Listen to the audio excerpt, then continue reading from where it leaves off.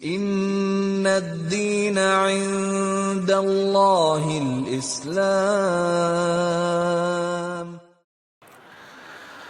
رب العالمین کی معرفت، رب العالمین کے حقوق کی معرفت، اللہ کی ربوبیت کو ماننا، اللہ کے اسماء و صفات کو ماننا اور اللہ تبارک و تعالیٰ کی بندگی کو تسلیم کرنا، اور ان تمام معاملات میں اللہ تبارک و تعالیٰ کو یکتا جاننا، اکیلا جاننا، اور اپنی زندگی کے سارے معاملات صرف اور صرف اللہ تبارک و تعالیٰ سے جوڑنا، ہر طرف سے رخ موڑ کر اللہ تبارک و تعالیٰ کے سپرد اپنے آپ کو کر دینا، غیر اللہ سے کٹ کر اللہ تبارک و تعالیٰ سے جڑ جانا، ہماری محبتوں کا اصل مرکز اللہ ہو جائے، ہمارا خوف اصل اللہ تبارک و تعالیٰ ہو جائے، ہماری امیدوں کا اصل محور و مرکز اللہ تبارک و تعالیٰ ہو جائے۔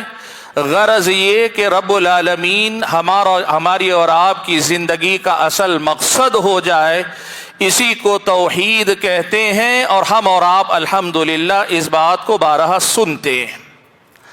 آج ہم صرف اس پہلو کو دیکھیں گے کہ یہ توحید ہماری اور آپ کی زندگی میں یا اس دنیا میں کیوں ضروری ہے۔ اگر یہ سوال ہم اور آپ قرآن و سنت میں اس کا جواب تلاش کریں تو یقین مانیے بلا مبالغہ بیسیوں اللہ تبارک و تعالیٰ نے اسباب گنائے ہیں، وجوہات بتائی ہیں۔ پیارے نبی صلی اللہ علیہ وسلم نے متعدد اسباب گنائے ہیں کہ ایک بندے کو کیوں موحد ہونا چاہیے، کیوں توحید والا ہونا چاہیے، رب العالمین کی توحید کو سب سے زیادہ اہمیت کیوں دینی چاہیے، سب سے زیادہ اس دنیا کے اندر توحید کی طرف ہماری اور آپ کی توجہ کیوں ہونی چاہیے، اس کے جواب میں بیسیوں اسباب مجھ کو اور آپ کو ملتے ہیں۔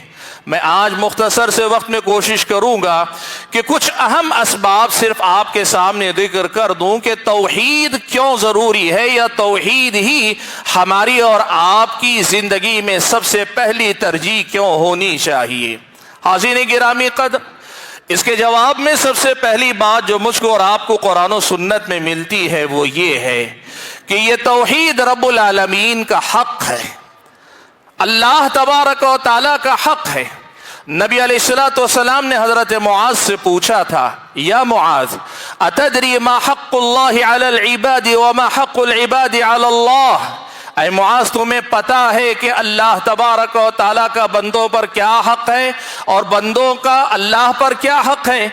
حضرت معاذ نے کہا تھا اللہ ورسولہ اعلم، اللہ کے نبی نے کہا حق اللہ علی العباد ان یعبدوہ ولا یشرکوا بہ شیئا، اللہ کا بندوں پر یہ حق ہے کہ وہ اللہ ہی کی عبادت کریں، اس کے ساتھ کسی کو شریک نہ ٹھہرائیں۔ حضرات گرامی قدر، آج کی دنیا اپنے آپ کو حقوق کی علمبردار کہتی ہے، حقوق کی علمبردار اپنے تعارف میں بڑے شان سے کہتی ہے، حقوق نسواں، مزدوروں کے حقوق، بچوں کے حقوق، فلاں کے حقوق، کمزوروں کے حقوق۔ رب العالمین جو ساری کائنات کا خالق ہے، مالک ہے، رازق ہے، ذرہ ذرہ جس کے حکم کے تابع ہے، اس کے حق کی بات کون کرے گا؟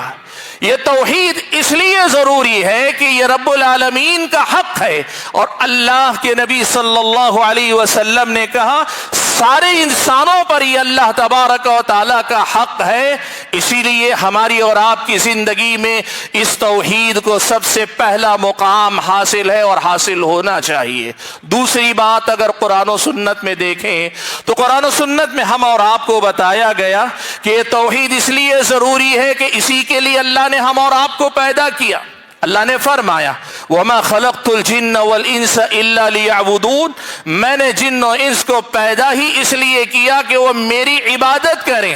ابن عباس رضی اللہ تعالیٰ عنہما نے کہا إِلَّا لِيُوَحِّدُونَ، پیدا ہی اس لیے کیا کہ وہ میری توحید پر قائم رہیں، میری توحید کو مانیں، اس پر ثابت قدم رہیں، اسی پر زندگی گزاریں۔ یہ ہمارے پیدا کیے جانے کا مقصد ہے۔ آپ یقین مانیے ہماری زندگی میں توحید جتنی ہے ہماری قدر و قیمت اتنی ہے. ہماری زندگی میں جو توحید کا مقام ہے وہی ہماری اور آپ کی زندگی کی اصل قدر و قیمت ہے. کسی بھی چیز کی قدر و قیمت اس کے مقصد سے جڑے رہنے میں ہوتی. ایک انسان کو اللہ نے اگر توحید کے لیے پیدا کیا ہے تو پھر یہ سوال کوئی سوال ہی نہیں بنتا کہ وہ انسان خود یہ پوچھے کہ میری زندگی میں توحید کیوں ضروری ہے. یہ تمہارا مقصد وجود ہے جس کے لیے اللہ نے تمہیں دنیا میں پیدا کیا, جس کے لیے اللہ تعالیٰ نے تمہیں وجود بخشا ہے. اگر تمہارا وجود ہے تو توحید رہنی چاہیے. اگر توحید تمہاری زندگی میں نہیں, تم بے معنی, تمہاری زندگی بے وزن, تمہاری دنیا میں کوئی حیثیت نہیں رہ جائے گی. یہ اس کا سیدھا سیدھا مقصد ہے. قرآن و سنت میں معلوم کر کے دیکھیں.